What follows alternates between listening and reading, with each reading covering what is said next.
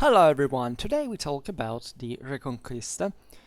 We addressed the topic here and there. We managed even to make a video on the 13th century Spanish knight from a military point of view, something else also about the, say, pre-Reconquista, or at least, depending on when you want to start counting it. We talked about Andalusian infantry from the 8th century.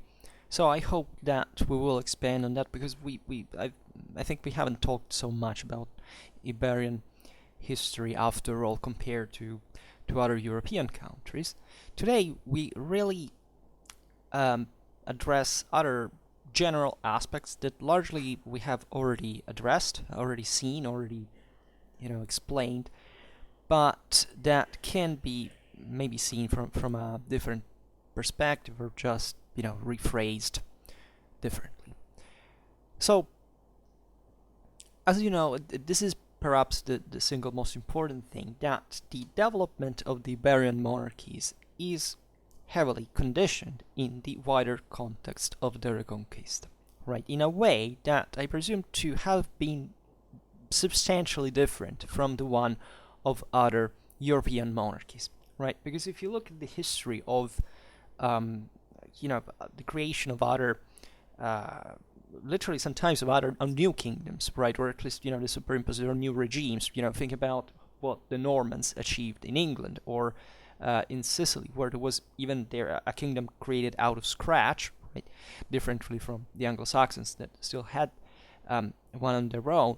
And even if you look at, the Slavic monarchies that we discussed more than once, they fundamentally emerged from these more or less defined ethnic groups that had their own dynasties, their local lineages that start building from, with lots of enemies around, but fundamentally remaining stable also on a geographical, extensionally speaking. If we look at Central Europe, France, Germany, Italy, they all had their pre-existing, let's say, dimension in a way or another. I mean, this is particularly evident for Gaul and Italy also, just from a geographical point of view. Germany is a bit different. Germany maybe could be compared a bit to Spain in as much it at least as on the eastern frontier, there's never been a true boundary properly met. And there has never been, historically, we could even say, even in the age of nation states, as you understand in the history of the 19th and the 20th century, Spain is unique in this kind because it didn't basically, the Visigothic kingdom naturally existed as an Iberian dominion that was very troubled, right? It was developing before the Islamic conquest, very interesting structures, mostly privatistic. It resembled in a way the one of the Franks in a sense, but the fringes, especially the north and even certain more advanced areas, actually think about the Ebro Valley, that was also heavily Romanized, never quite, and from which Aragon would emerge in a way, was a bit on its own. What happens after the Islamic conquest, and we could say the immediate beginning of the Reconquista, if we really want to make it start that earlier, which I presume is actually the correct way of addressing it. We have the expansion and creation of realities that are not so easily recognizable afterwards, and they're defined from previous ones. I mean, yes, you could speak of Portugal, thinking about the ancient Lusitanian legacy, also a bit of, of different, think about the Swabians in the northwest of the peninsula, something there. Here, I know these topics are very debated. I know, for example, there is at least a current of Spanish historiography that says that basically the Swabians were absorbed in the Iberian Peninsula without leaving much cultural trace. I doubt it, honestly, looking at also what the settlement of other peoples everywhere. Peoples do not go away without any trace, right? There is always something, even in contexts like that one that are objectively a bit, wilder. Those were areas that more like they weren't as advanced as, the southern, the Baetica would become Al-Andalus, or not even the Ebro Valley in the east and northeast. but surely there is something to it, and maybe especially because of it. Right, this is to be seen in other least Romanized realities. For example, I don't know, northeastern Italy had an important Longobard impact, even if the Longobards were a few in there compared to the rest of the population. So, but here we have basically at least half of a millennium of Reconquista. You can extend to 700 years. I count the millennium up to the Battle of Las Navas. That is, in fact, just a few years after, and plus 500 after the Islamic invasion. That makes mostly the Castilians arriving up to, fundamentally up to Cordoba, up to the south, and isolate this kingdom, so-called Kingdom of Granada, that is the last Islamic avampost that remains, in fact, for other almost 300 years actually in the peninsula.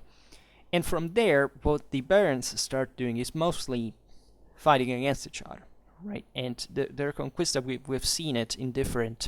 So that's also one of the reasons why, of course, the Muslims remained longer, and we have seen this in other videos about the Reconquista. I will not talk about that specifically, but I would like to stress the concept of the prolonged effort of these polities to fight either from annihilation or for annihilating the Muslim presence in Spain, that was never so obviously dichotomic. On the contrary, just look at El Cid, that is, embodies the Reconquista, was actually a guy that was quite was fighting actually even for the Muslims in their clashes. I mean, the concept, there were surely, yes, there were some Muslims participating to the Reconquista, as there were some Christians absolutely fighting against the Reconquista. This is the reality, that aside from the general tendency, was there in the Mesta, this European far west. I presume that this is, I've never heard it, seen it in this way, but Spain is really the far west in this regard, because there are also in the equestrian culture, in the landscapes, in this, can't say wasteland, but in this area that is created, very tough, difficult ground in terms of terrain, of climate, and so on, that, is basically this war zone for centuries and centuries. I mean, this literally reshaped, for example, the local economy. It brought in certain areas pastoralism, because you have to imagine this frontier for hundreds of years being ravaged and ravaged. How could, for example, extensive agricultural system could develop? I mean, this would be, for example, also particularly important for the late Iberian kingdoms. The importance of sheep, of herds, of this side of the economy was the largest in Europe, by the way. The Spanish Mesta is very famous. We even made a video about transhumance in late medieval Europe. So it's a world that is genetically created. This is what I want to stress, from a political institutional culture by war. So much that at the end of the Reconquista in 1492, that is this fatal year for the most other evident thing of the discovery of the Americas, that was, by the way, also an Iberian, at least founded enterprise, and that would become their own business for hundreds of years, fundamentally, mostly. The Spanish population, I don't know, probably the Portuguese one was the same, similar. The Portuguese were more maritime, but in terms of their society, I presume that there weren't enormous divides from the Spanish. But, I mean, were like 1/3 of the Spanish males were considered nobility, the hidalgos, right? This nobility naturally is most like a gentry. It's not that they all own castles or were rich at all, right? So much that but they were considered, in fact, the true fighters of the Reconquista, so much that even the developments in Renaissance warfare that the Spanish dominate, because El Gran Capitan, right? Gonzalo de Cordoba is, without any doubt and any possible discussion and any possible opinion of any kind, the greatest commander in modern warfare, and creator of modern warfare, of pike and shot proper, right? At the Battle of Cerignola in Italy against French cavalry, he fully matures the pike and shot systems, and that's what the Tercio will basically dominate the European battlefields for almost 200 years, and will make the modern Europe in many ways that we know, in the wars of Italy, in the confessional clashes across Europe, and all what we know, is the model also stemming from that warlike character in different ways. For example, I don't know, the Rodeleros, right? There's also this assault infantry. Those are all remnants, even some skirmishers in form that eventually get surpassed. But I mean, that was a broad legacy of Iberian warfare that praised very much also infantry in a way. Think about the Catalan company back in the day, but properly the Hidalgos introduced in warfare. In modern warfare, this thing was copied eventually also by the French, the most aristocratic French, that an aristocrat, in fact a nobleman, could and had to fight on foot as well, right? And there was the original pride actually of the tribal times, where, as we were saying just before, yesterday, in the ancient world, he who fought on horseback was considered a coward, fundamentally. He had to dismount, right? Having a horse and fighting on it was all one at the time, but in a pitched battle in front of the community, in front of the rest, you had to show that you had to stand your ground to the death, right? And this is something that kicks in especially in the imperial, in the Catholic side in modern warfare, right? The Spanish and all their the Italians, the Catholic Germans, and all these peoples that basically fight alongside the Catholic with the Habsburgs shared this. We've seen it even in figures like we were talking about Montecuccolo, a true aristocrat that starts by default, or still in the 17th century, where of course infantry is surely important still, but cavalry is still a thing, actually has remounted a little bit, starts as a pikeman. And he's a nobleman, and he has to do that. Well, this can be interpreted as a broader, older legacy of the Hidalgos that are imitated eventually in modern warfare, just a few decades after the end of the Reconquista. So we are talking about the same years in a way, continuity in Spanish warfare. Consider that Spain didn't have at the time even a great deal of demographic resources. I mean, there is absolutely no comparison with France, with Italy, with other realities, but they were objectively warlike. They had gained this idea that they had to find a way or another. Even the conquistadores, as a matter of fact, are the product of this. These are all largely dispossessed noblemen that have now no place to raid or pillage anymore, because the last Muslims are now across sea. And they go to the Americas to do that. It's a bit like the English after the end, just to find a contemporary parallelism, at the end of the 100 Years' War. They had habitually gone on vacation in France just to pillage and exterminate. Now they lost it, so they start doing that against each other, at least in something different actually. They didn't ravage England. On the contrary, the War of the Roses was very aristocratic, literally very confined, very small business, where small armies, very specific way of war, but also they decimate each other, so that the House of Lords is emptied and the Tudors rise in the end as the powerful dynasty that they were, the powerful monarchy that they were, thanks also because of this self-annihilation of English nobility.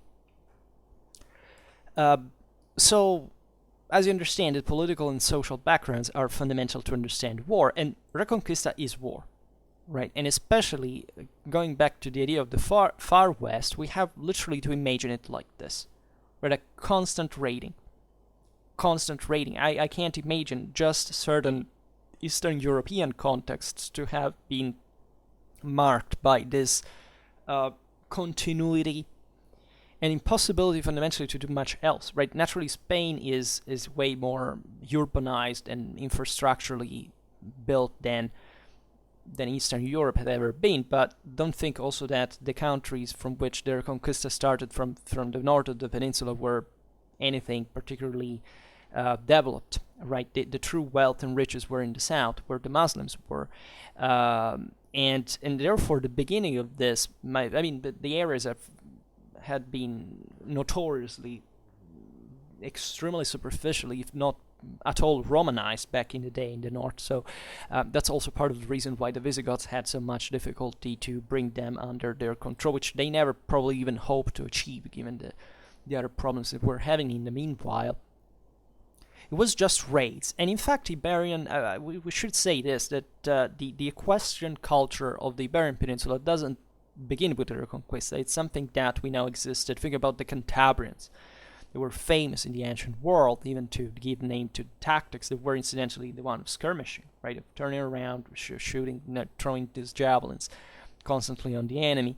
That were the same areas of the north.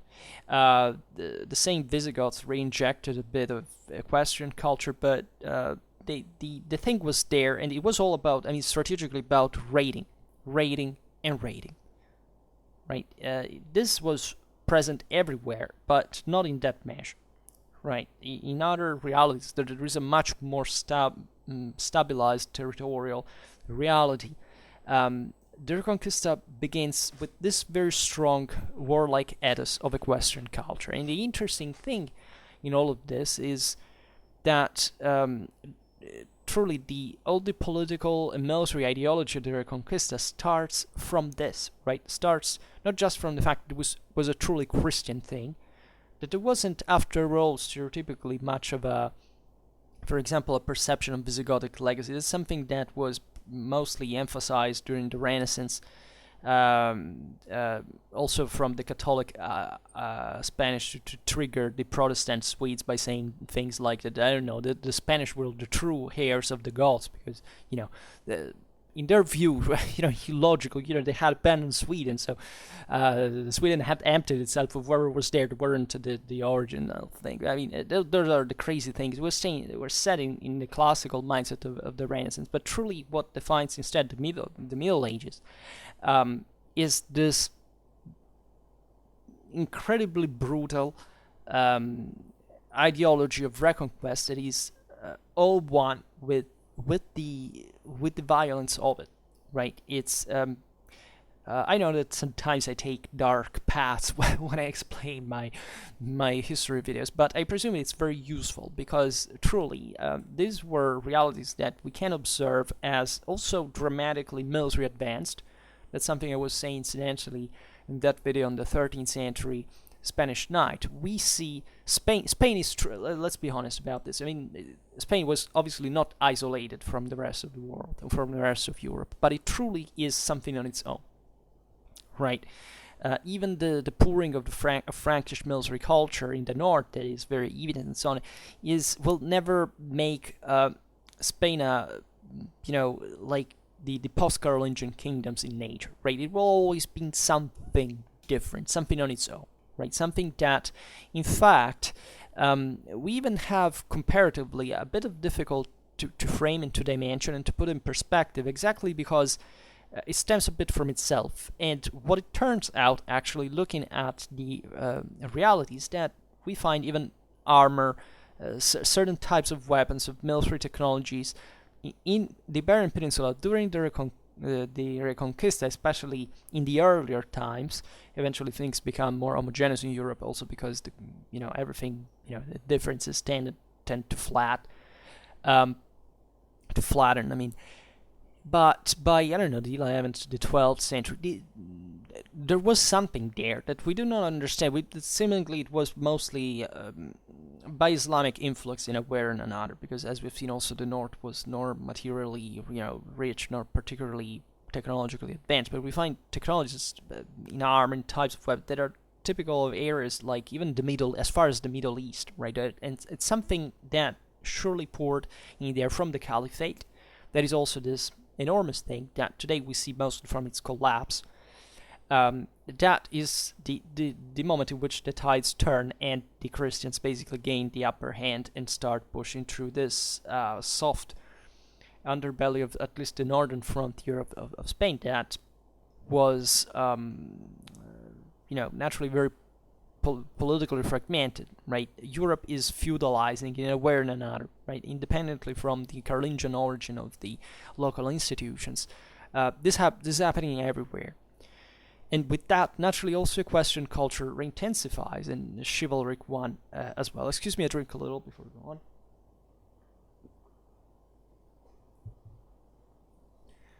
So the specific political institutional character of the Iberian monarchies, and especially the Castilian one, that is the most important and the most involved in the Reconquista, not surprisingly, is marked by a concept of command. So that is, in fact, the reason why, in part, in many ways, the Iberian Peninsula will have a very early statal development. We made a video about this, actually, about these transformations. If you go in the medieval Iberia playlist, you will find this stuff. That is truly remarkable. I mean, centralizing parliaments, kind of a bureaucracy, certain archives. Even studying Spanish history, as far for the few that I've actually had the opportunity to do. But it's first of all, very interesting. But it's also extraordinary already by centuries like the 13th, but the 14th, because it's plenty of documents. Think about even the correspondence. I don't know. I've been working a lot now for other reasons, because I recently studied about the Catalan company, but very famously Finca published the Acta Aragonense, that are an extraordinary source of information that does not exist, as far as I know, for in such an homogeneous and well preserved way. Of literally, that's mostly the Aragonese monarchs that were sending spies everywhere in France and Italy to know whatever happened there, and we're lucky even studying the history of those countries because of these Iberian developments.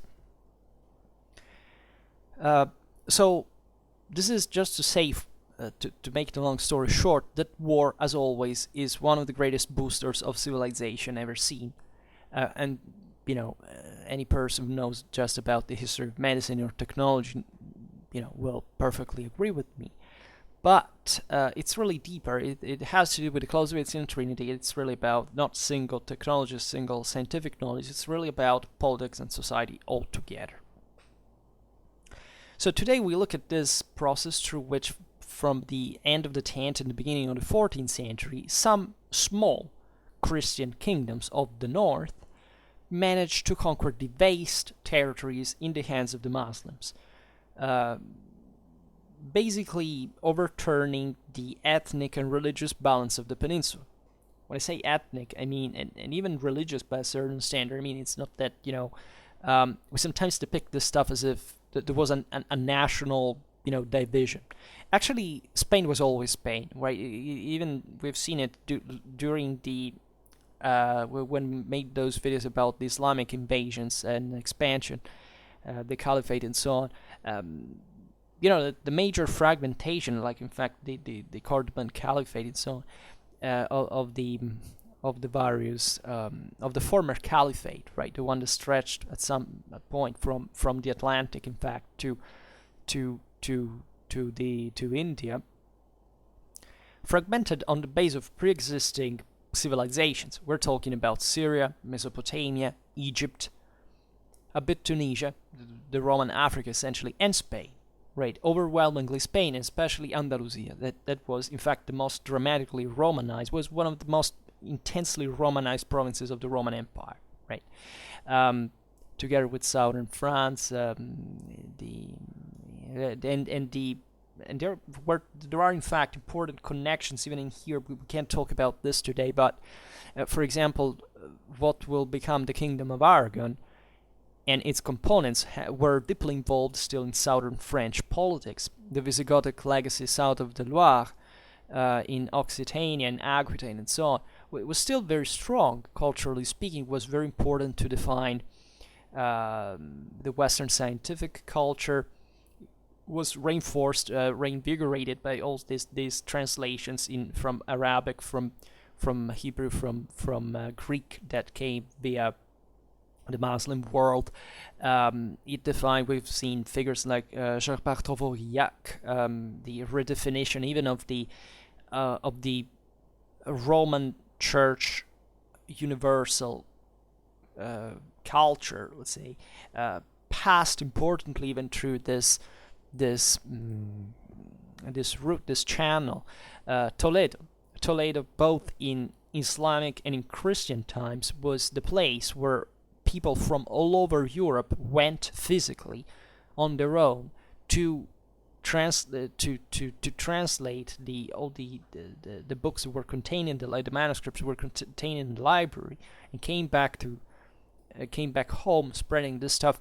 There's an enormous evidence of this. Some of the greatest, think about, I don't know, Brunetto Latini, this kind of polymatic geniuses, this living encyclopedias of the Middle Ages that were all in strong contact and had an important consideration of this area. So much that, in fact, I presume that Spanish history is really overlooked during medieval times.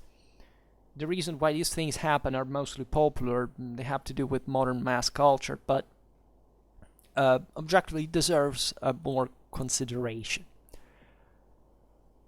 So at the base of the aforementioned process, there was the general crisis of the Islamic world of Spain. As we were saying before, Spain had this is the point I wanted to make. Excuse me, eventually I digress. But I mean, Spain had always been Spain. I mean, it's not that the people who inhabited the Muslim-held territories were all one kind. There was plenty of Christians, of course.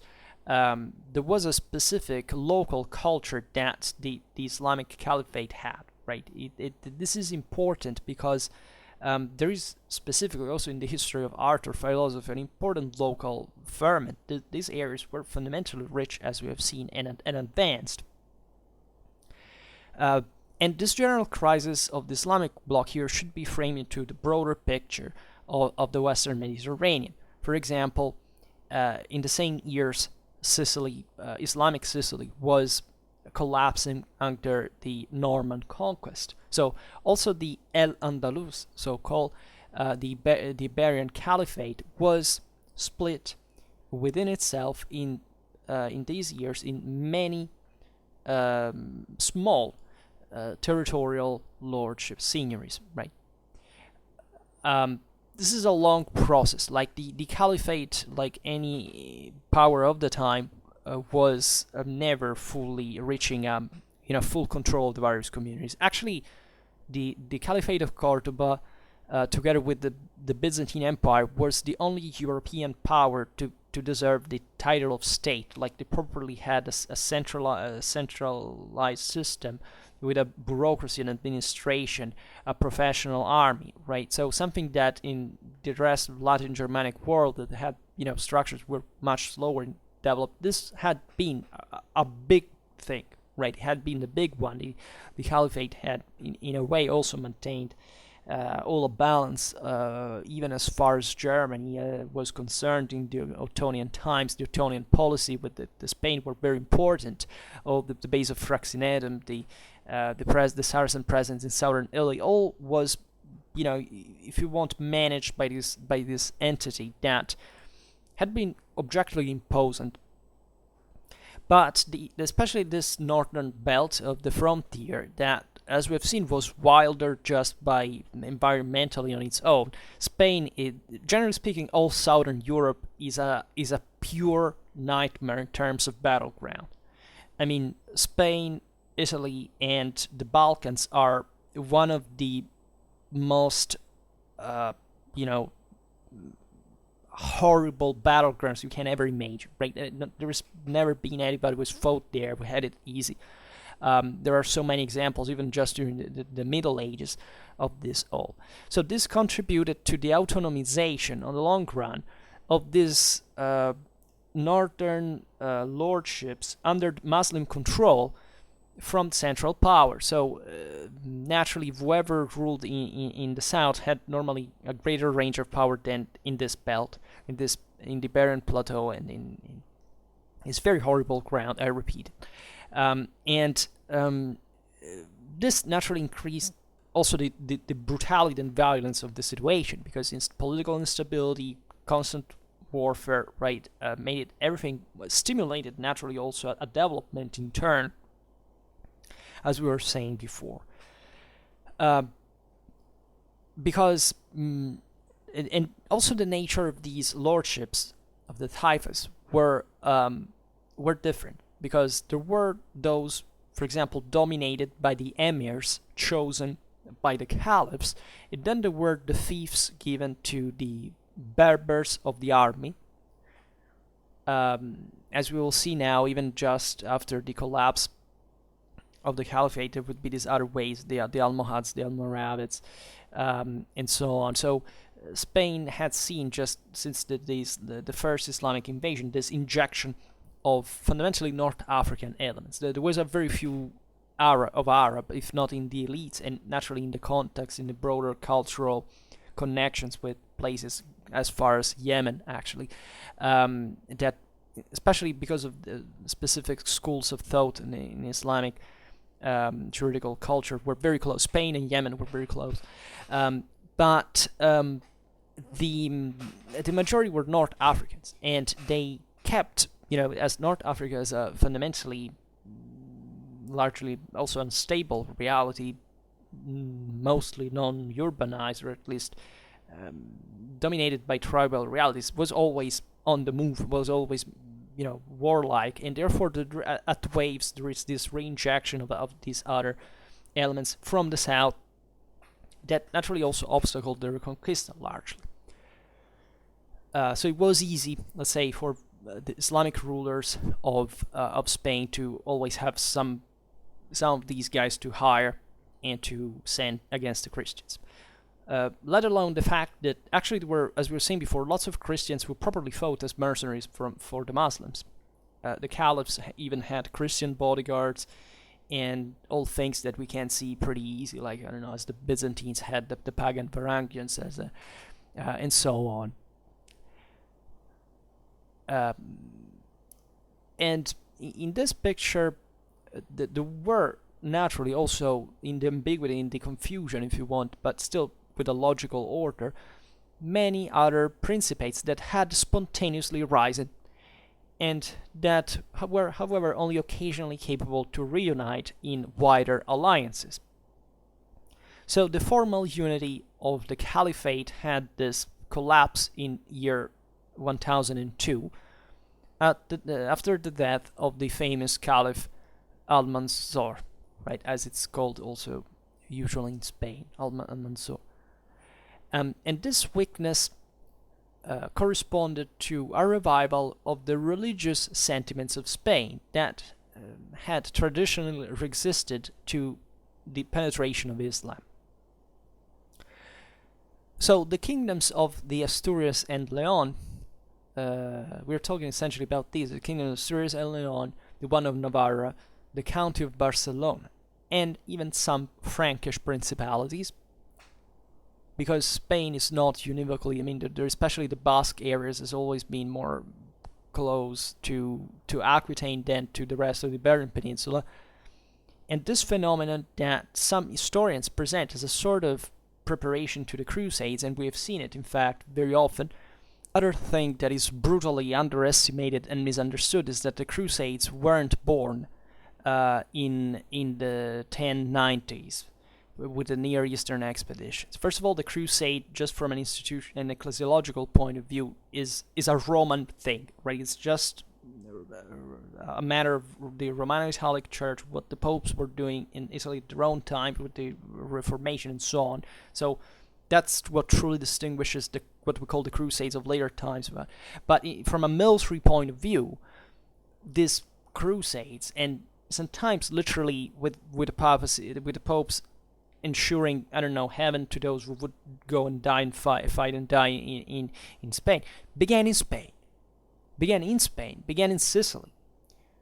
with the Normans. The Western Mediterranean is properly where the Crusades began.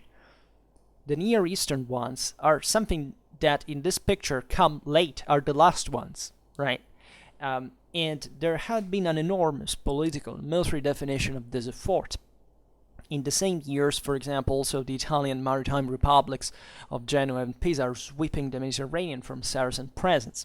They even intervene with their navies to help the mostly, in fact, terrestrial powers of the eastern Iberian coast to support the Reconquista. So there is all this enormous theater that we have just hinted at into some video, but we will have to talk at some point because it's a chunk that nobody talks about. The narrative still today, mostly in popular culture, but I see it even in history books or even in manuals still of medieval history, is that, the Crusades were born out of the blue. These guys woke up from, centuries of darkness, alleged darkness, but which weren't at all, and went to the Near East with something so strange and new. No. These things went on since at least 200-300 years. And why haven't we talked about it? In part also because of the misunderstanding of the value of the Reconquista per se. This is the idea that I formed myself over time looking at these things. And we're talking sometimes even just of the same people, because here there weren't just obviously the Spanish that were fighting in their home, but the same Francization of the Spanish military culture at this time passes through the literal, transplantation, I don't know how to say that, of the, of I don't know, French, German, crusaders that would go fight in Spain because they were promised the absolution of their sins. Right, and therefore the salvation of their soul in the process. So actually the religious element in here is crucial because it was really all about that in the reason that would push these realities to intervene. The Roman Church had an enormous interest in Spain that before the Islamic conquest had been actually a competitor with the councils of Toledo. They had their own right. That adverse actually the Roman primacy. The Pope basically sends military help to the Spanish in this way in exchange for the subjection to the Roman right of Spain, which is an enormous papal success. The popes in these times were getting, they were making it one after the other. There was an astonishing success. It's absolutely not surprising, relatively also about the developments of the Gregorian reform and the century and the change of the world history of mankind as a consequence. But there was also this which is more difficult to understand actually, this local feeling, right? What was really Spain, right? It was a very composed area. Spain is... The Iberian Peninsula as a whole is huge, right? Is huge. Think that. I mean, Spain is smaller than France, but Spain plus Portugal, extensionally speaking, are larger than France altogether. They have, I think that Spain is the country with the single greatest difference in climate and environment in Europe, right? I think not even Italy manages to that. There is from tropical areas from Malaga to enormous mountains instead of just next to the sea. That is the continental part. There is the Atlantic. So it's something incredibly varied, and as a consequence, even the local communities were actually very heterogeneous. And naturally, there weren't just there wasn't a univocal vision of Christianity, nor there was any teleological realization that the Christian kingdoms of the north would make it to reconquer the thing. I mean, nobody actually thought it, right? Today we see it in a historical perspective. We say, well, that's how it gone. But by the 11th century, 12th century, would still anybody think that at some point, the Christians would make it to create? No, right?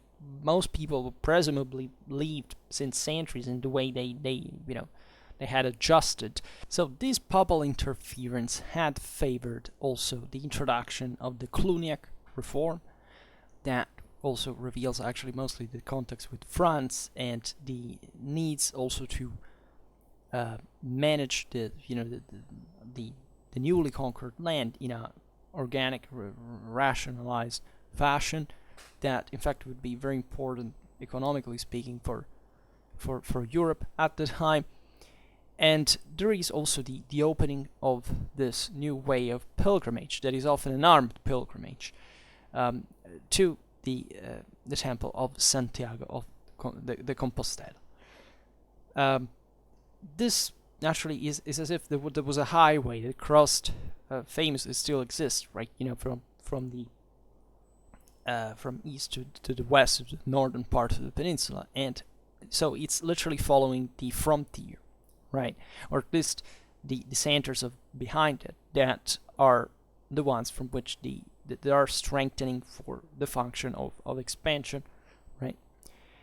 And the first half of the 11th century also saw the rise of two new political entities that would have taken the guide in the process of expansion. From the descendants of the Navarrese king was detached the county of Castile, that assumed a royal dignity for itself and extended its hegemony over the same Navarre, plus Asturias and Leon. From the union of some principalities, Frankish principalities, Aragon was born. These were the areas that the Carolingians back in the day had, created the mark of Spain, as it was. We also talked about it in other videos. So this is this belt in the north that, once again, is taking also a new political and institutional form. However, the picture was complicated by the natural. These were largely private powers fundamentally rising. I mean, there were certain previous districts and so on, but between the 11th and the 12th century, the dynastic developments brought to the detachment of Portugal from Castile. In here, there was also an important papal, negotiation over the thing. Portugal was created fundamentally at a table, right? But the word naturally important. These were also newly conquered areas. Lisbon famously had been reconquered during the Second Crusade by Northern Crusaders that passed by and had basically taken the city from the Muslim. Also, the unification of Aragon with the county of Barcelona, that were neighboring but also very different in nature, because the first one mostly pastoral power, terrestrial power, and Barcelona famously was already important from a maritime point of view. It became ever more, especially during the 13th century, and a bit the heart fundamentally of the Kingdom of Aragon in terms at least of commercial, financial resources and so on. So from a military point of view, the 11th century was marked by a continuous advance of the Christian armies, which is due to a certain ease of penetration in the peripheral areas of the Muslim world. In 1086, however, the Caliphate was conquered by the Berber dynasty of the Almoravids, that consolidated its political structures and laid the basis for a renewed resistance. The Almoravids, the Almohads, is what we were saying before. At some point we will talk about them too in detail, because they're objectively interesting realities.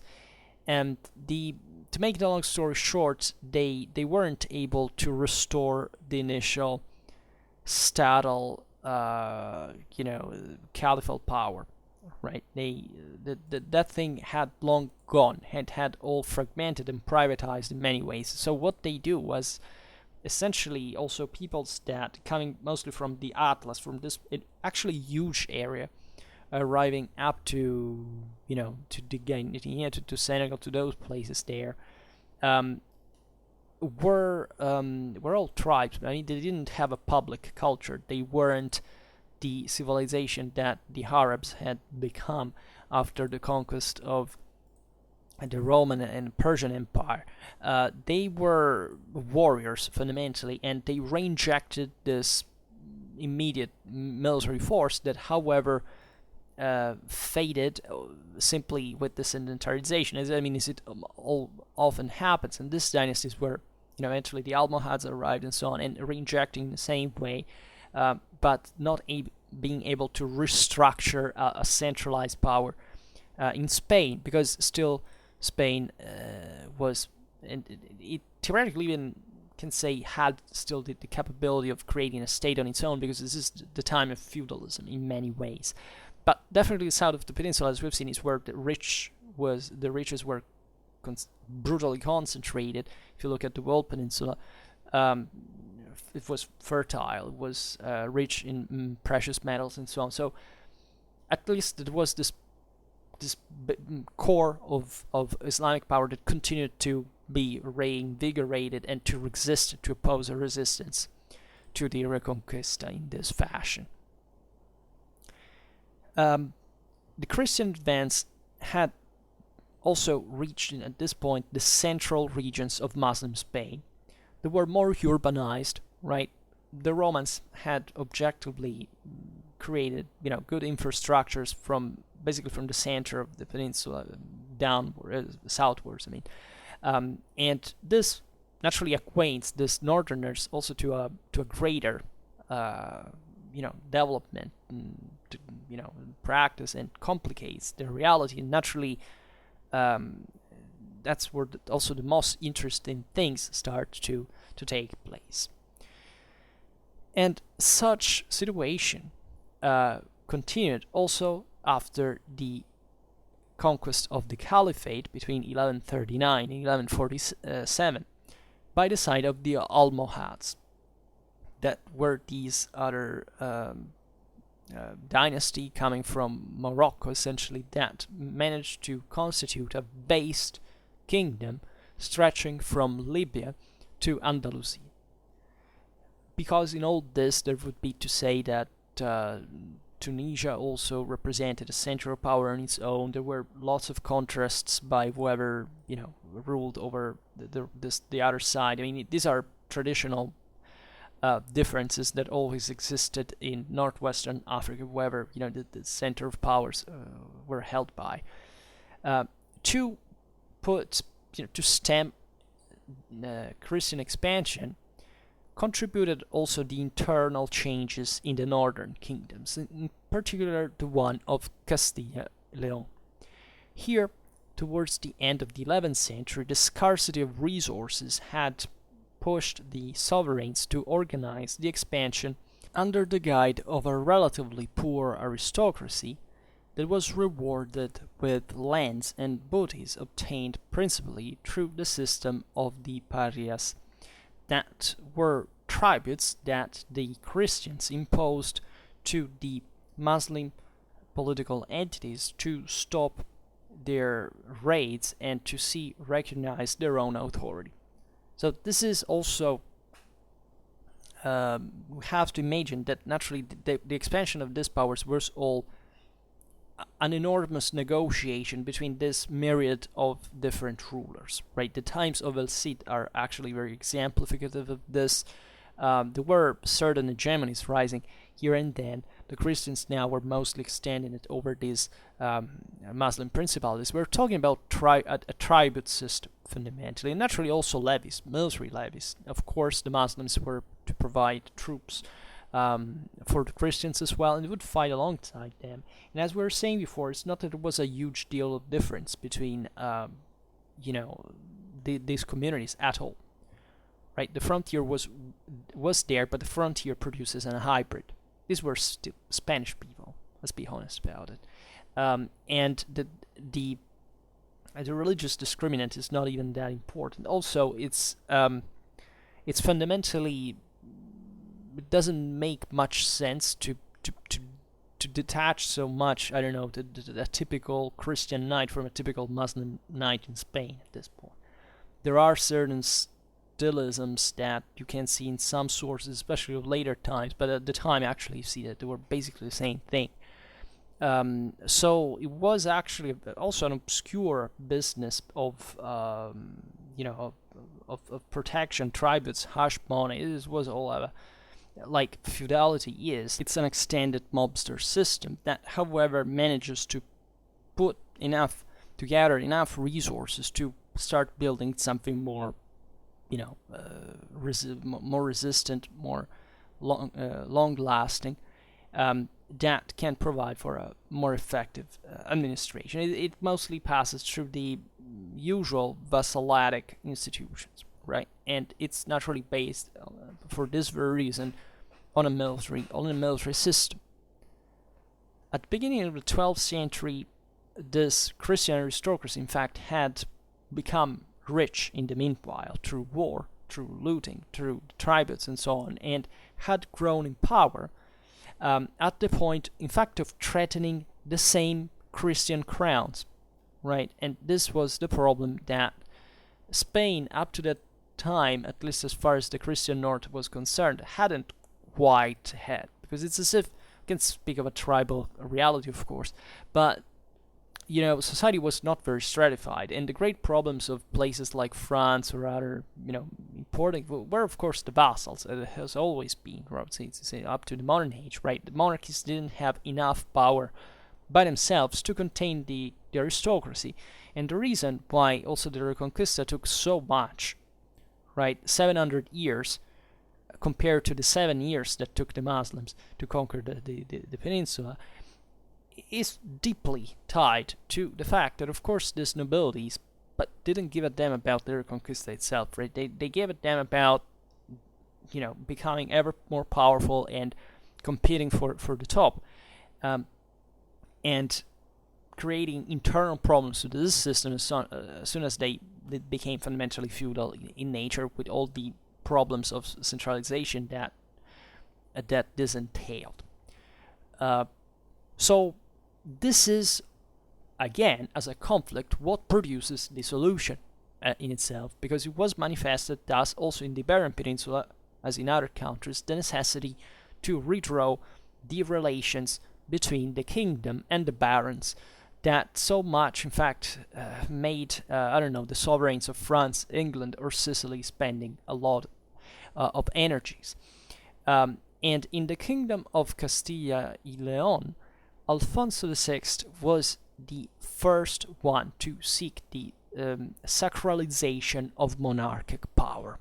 This was a great card to play, especially in such an importantly ideologized reality, because at that point, being an effective ruler also meant to be, the guy who managed to reconquer the land from the Muslims to give the people objectively also new space through this expansion. So really what propagandistically served to draw the resources to centralize further. Alfonso VI is a very important figure. In 1025 he conquered Toledo. That is the heart of Spain. It is strategically decisive, important Roman city, well placed, fortified in this very central position, and in Spain, and from which you can access, the whole plateau around, also for campaigns, expeditions, and so on. So this was a very important turning point, but the struggle naturally wasn't over yet. And the interesting thing that I could even, if I find my colleague that actually wrote a PhD about this specific topic, he proclaimed himself emperor of all of Spain, right? And even obtaining the recognition from the King of Aragon. Yes, Spain had imperial ambitions. This is another thing that nobody talks about.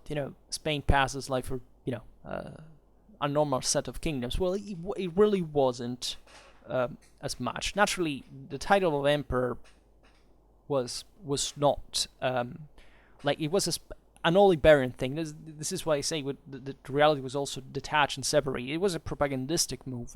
There was, of course, no, the concept of empire, as you know, is very it's based on the concept of imperium proper, right? Not of the empire, like you can say the Victorian Empire, the Holy Roman Empire, because it's at those empires. In the medieval universalistic thought, they thought they were still within Romanity in a way. Also because, honestly, Christianity was Roman in its own essence, not just because of the papacy that was Roman, but because the Christian Empire couldn't be but Roman, right? Nobody historically in Europe had ever thought that the Roman Empire had finished. Like an average person there would say, yeah, I'm maybe a Spanish person, I'm a Castilian, I'm a Navarrese, and so. But the whole deal of Christianity is that we have an empire, and that's the Roman Empire that has always existed ever since we can remember, or at least since Roman history as we know it. And therefore, the concept of empire is very fluid, in as much as you actually hold the imperium, that is properly military power and faculty to rule. So this was very easy to get. It's the same base on which the Carolingian Empire was born. It was born on the concept that whichever the institutional continuity with the previous Roman Empire, by the way, still existed in Constantinople.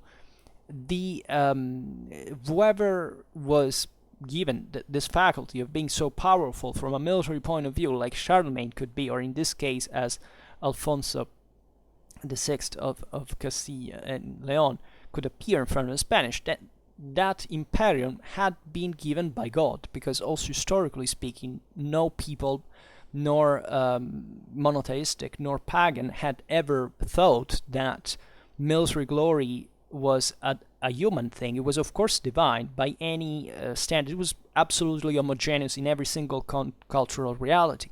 So there was no doubt about the fact, namely that Alfonso was effectively an emperor, and this thing was thrown around, especially in Spain, because of the complexity of the political picture.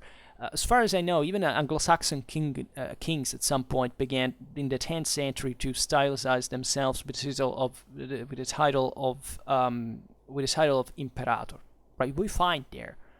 Yeah, also in Anglo-Saxon England. What's wrong? Everybody was obsessed about the Romanity and the Romanity of the empire. There is no other possible horizons in the history of European culture but the empire, and everybody rested because they thought in this way that they could gain their place in the international arena at a point of being recognized for their power. And this is very easy to do because whoever has interest to for example, get rid of a problematic neighbor and sees you and gives you something in exchange, we will recognize you emperor as long as you crush the guy.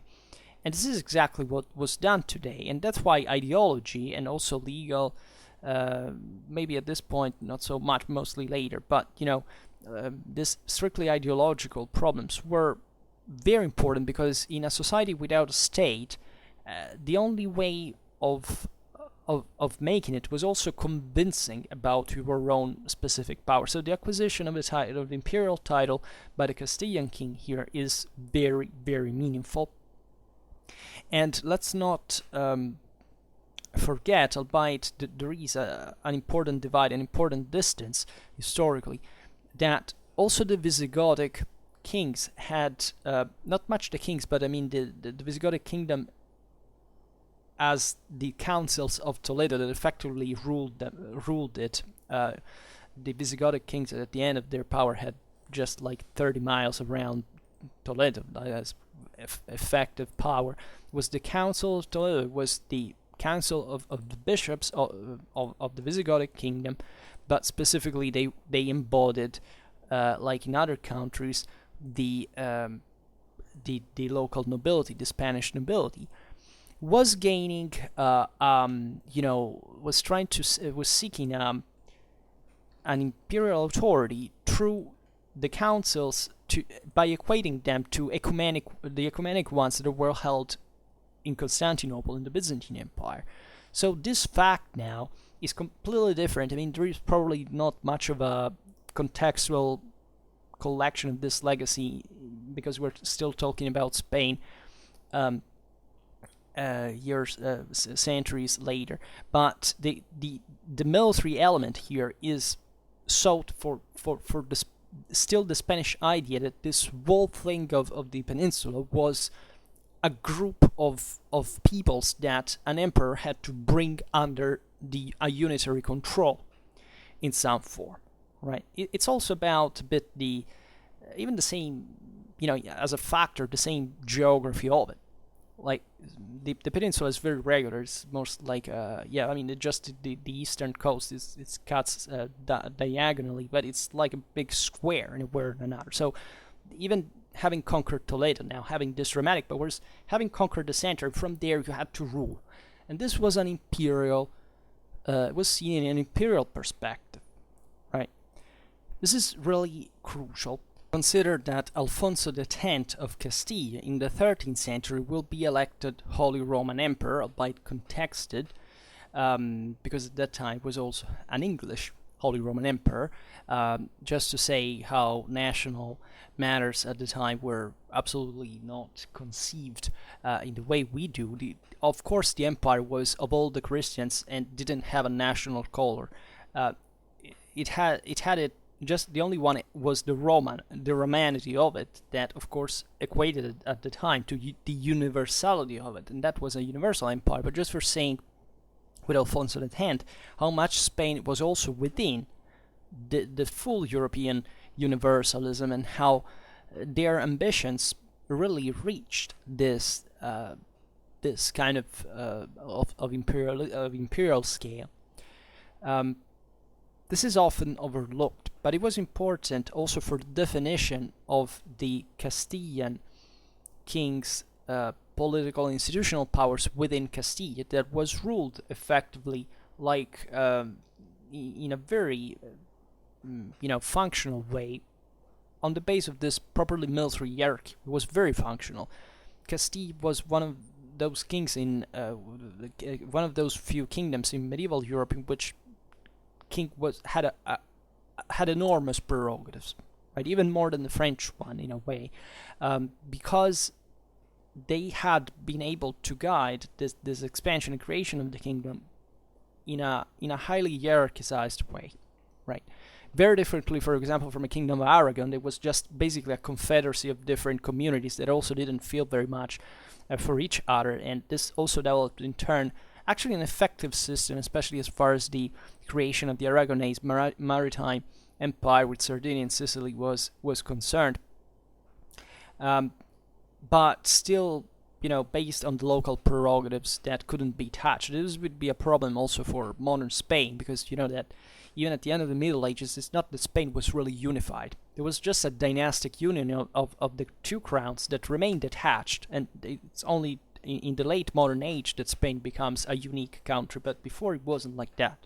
And this was in fact a medieval legacy, but as far as Castile was concerned, it had originally this very strong internal cohesion. That, in my opinion, is also in fact the consequence of the fact that we're on the fore in the Reconquista, and that therefore the military needs had brought to a more intense organization and conduction of the whole affair.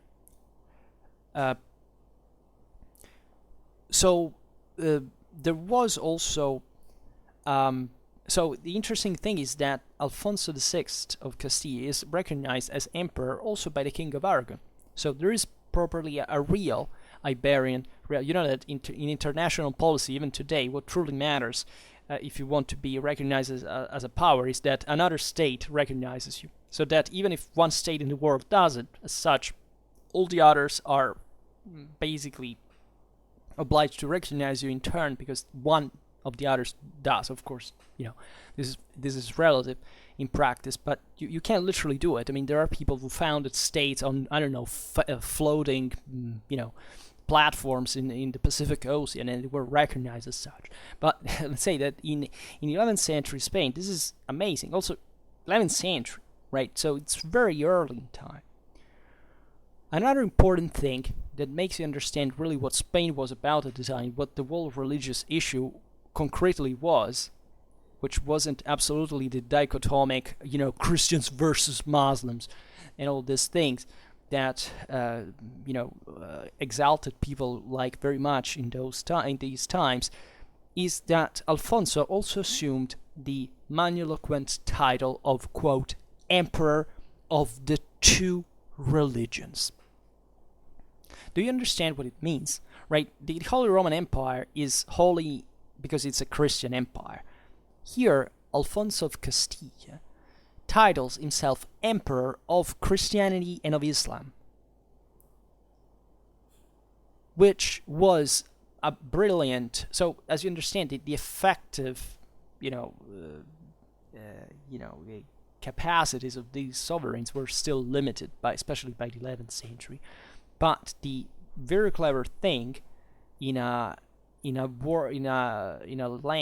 country torn apart by this dramatic political fragmentation, Alfonso was gaining consensus among both the Christian and Islamic communities. He was manifesting especially the respect of the Islamic administrative structures and the freedom of cults that was granted to the Muslims. Because, surprise, surprise, when the Christians conquered these cities, of course, if they were full of Muslims, and of course there was a previous administration, the Muslims had this educated classes of clerks, of administrators, and they were needed to create a state, right? And of course, these people kept working there. They were part of the reality. These Muslims participated to Christian armies. They fought alongside the Christians. So this is just for getting rid of those extremistic and completely modernistic ideas that we have of what the Middle Ages concretely were about relatively to religion. But it was, however, just with Alfonso's the sixth successor, Alfonso VII, 1126-1157, that the Castilian monarchy provided, as the English, French, and Norman contemporaries, to reorganize the feudal structures by imposing collective services, collective performances, and tying the benefits of the vassals to the homage given to the king, right? This is very important because it makes you realize that by the 12th century, still, of course, like in other countries, properly the feudal kingdom hadn't existed as such, right? It was mostly a vassalitic beneficiary system that in Spain also was mitigated by the presence of very different, like, for example, cities were very important in Spain already, so they didn't completely fit into the completely, there was a public administration, right? So that didn't fit completely in the privatistic structures of feudalism that were typical of France and these places that had truly never known a public authority, historically speaking, if not in this, as a private one disguised as such. So there is a very complex and important process of state building that is based on the recognition of an imperial power, of the coexistence of Islam and Christianity, and of the construction of feudal structures. These are all things that are extremely useful to maintain an order, to maintain a balance, an equilibrium, and a cohesion of the newly conquered lands. Because literally, these were the guys of the north who had come to rule in places that were not their home, truly. They were another country almost, right? At least as far as the local tradition was concerned, right? These places had been ruled for more than 400 years, almost half of a millennium, by the Muslims. Now, these guys arrived and they couldn't erase what was there, right? Nobody could rule without the support of local communities in the Middle Ages. No monarch had the coercive power of this thing. So this makes you understand, importantly, how the intelligence of a civilization and how you build a state, how you build really something that will work right over time, especially in the case of Castile. However, also in Catalonia, there had been similar results during the course of the 11th century, in particular in 1068, when the Count Ramon Berenguer had written down the usages, the usages, that were a code of law that made basically deriving from the count the authority of the other lords. This is also very interesting because Catalonia, we have made a video at some point explaining how the power of Catalonia fundamentally had been formed, and these were lands that had an important Roman legacy. They were more urbanized. They had an important public authority. So there were certain, also when the Carolingians had conquered them, there had been a military character conferred to them in a bit in a different way from the other Carolingian lands, so with a bit more of unitary power. So this legal production of the Count of Catalonia that is also very close to France, has very broad interests in the Mediterranean and so on, is the one of saying, the power of my lords, the power of the Catalonian lords derives from the comital authority, right? And this is a strong assertion of authority in many ways. Naturally, everything was, even in here, very gradual, it wasn't cut so drastically. All power had to be negotiated, and there was probably no other way to hope to rule on these lands. But surely these were realities that for those times, the European standards of those times were surely very peculiar, right? They surely belong to a reality that is difficult to find in post-Carolingian kingdoms, especially as the broader public structures are concerned, right? This is maybe, I don't know, in Italy there were, for example, the city-states rising at this point, but that was like, it's as if the equivalent of a lord had risen, right? It's just it was a city, not a lord, which is an exception because the Italian cities were like anywhere else in Europe, but Italy didn't have, for example, a major district where there was an effective power. Actually, at this time it was evaporating, even the relics of that. In France, there was none of that either. It was just the feudalism reinforcing itself as such. In Germany, actually, by the 12th century, would import feudalism of the French model. So it was all basically a private world in many ways. It's important to see how Southern Europe has, during the Middle Ages, still this functional public legacy from Roman times, right? These lands were objectively more capable of centralizing, as they were normally richer, more involved in trade. They were more urbanized. They had better infrastructures. Those are things you do not change in just 500 years of early Middle Ages. That's something that for most of the Middle Ages will be very evident, and even for an important part of the modern age. In the strengthening of royal power, we could say, that is posed now at the top of a hierarchical structure tendentially extended on the entire society, was reproposed also in here, unlike elsewhere, right? The problem of the role of the other political components of the kingdom. We're talking about barons, cities, churches, and other intermediate communities.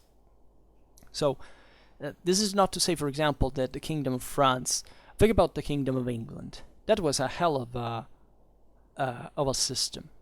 It was very unitary since the beginning, also thanks to the fact that the Normans had struggled pretty damn hard with the sword. That the Norman conquest of England was one of the single most brutal chapters in high medieval history. Like the wars went on for decades, and there were astonishing massacres. But at least the Normans managed in that way to compromise, to get the best of feudalism of French origin, and the public capacities of the Anglo-Saxon administrative system was one of the most advanced in Europe at the time of the invasion, and that worked like a hell of a kingdom. Also was more compact. England is easily England, right? Also to control it's easier in a way than other larger things like Germany or France, right? They are more complicated and more different among its own places. Well, Spain has a bit this problem. So France also will rise famously as the most powerful the most powerful European kingdom in the 13th century, because starting from that feudal system and starting to centralize exactly from the 13th. So Spain, in this regard, has just a chronological edge, and the fact that it started from the idea of original ideas. For Castile, we see the imperial authority, militarily based. In Aragon, a public one, right, of older legacy, or even of Roman legacy, if you want. And this is the true characteristic of it. Another major feature of this is that both in Castile and in Aragon, from the end of the 12th century, the various communities of the kingdom found an institutional space in the parliaments, right? The great representative assemblies in which the royal feudal curia had evolved, right? So even in here, there is naturally always there is not the recognition of a abstract power just because, no, or even just a power that is so strong that you just are obliged to recognize. No, they all work together. These communities were summoned, they had their own space, and in fact they as we were saying before, in the two kingdoms had fundamentally two different to the different levels. In Castile, the king was really a ruler. In Aragon, it was barely one, right? But still, these were advanced political, institutional, administrative systems, and in fact, during the late Middle Ages, this will develop further into something importantly functional. Alright, so yeah, we will talk at some point about how this happened. I don't know, in the monarchy, the Norman monarchy in southern Italy, or the Capetians in France, of course, the Norman monarchy in England. And at some point we'll get, of course, to Germany, that we have abandoned recently. I don't really know why, but that we talked a lot about it in the first year, especially as far as the Ottonians were concerned. But there is all this Swabian period that is very important for European history, and that we also have to cover. So for now, we stop it here. And I just hope that you enjoyed this video. If you did, please share it. Otherwise, leave a like or subscribe to my channel if you're interested in my upcoming contents. And for now, I thank you heartily for listening to me. I wish you a nice time and see you next time.